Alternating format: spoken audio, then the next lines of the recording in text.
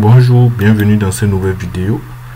Dans cette vidéo, nous allons essayer d'implémenter dans le filtre de Kalman avec 3 étapes. Donc, on a l'équation là de prédiction, l'équation d'évolution en quelque sorte qui permet de trouver donc les vecteurs d'état à l'état K plus 1 en fonction de l'état K. On a les matrices AK, les matrices UK, les matrices CK et nous avons les mesures dans YK.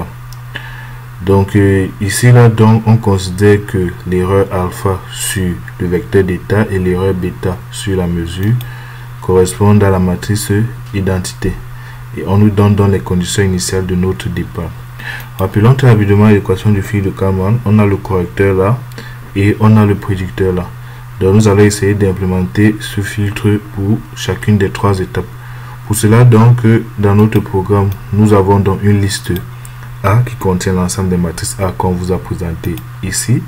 Nous avons une liste U pareil qui contient l'ensemble de ces matrices, une liste C qui contient l'ensemble de ces matrices et une liste YK qui n'est autre que la mesure. Nous avons aussi les couleurs qui vont nous permettre d'afficher les ellipses de confiance pour chacune des étapes du filtre de Kalman. Donc ce qu'on trace, il y en a 2 choses. Il y a la correction.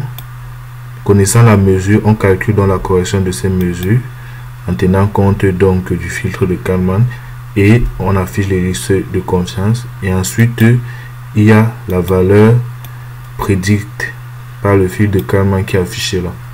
Donc lorsqu'on simule tout ceci,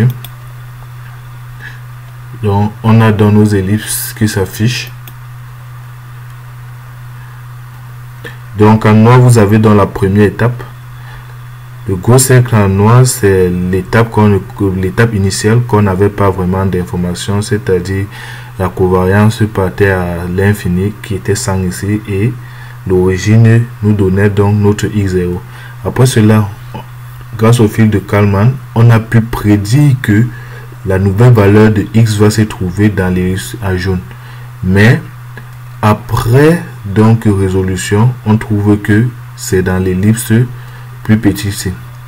Donc à partir de cette ellipse plus petite, on prédit que l'autre valeur va se trouver dans l'ellipse bleu grand et après donc filtre de Kalman, après dans l'estimateur du filtre de Kalman, on retrouve dans la plus petite valeur et la dernière qui correspond à notre K égale à 3, c'est l'ellipse avec on prédit que ça va se trouver dans l'ellipse en vert.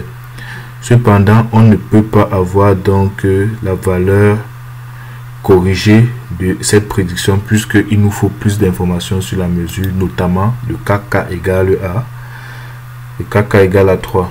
Donc c'est un peu ce que nous avons ici là. Merci pour votre attention et à bientôt pour une nouvelle vidéo.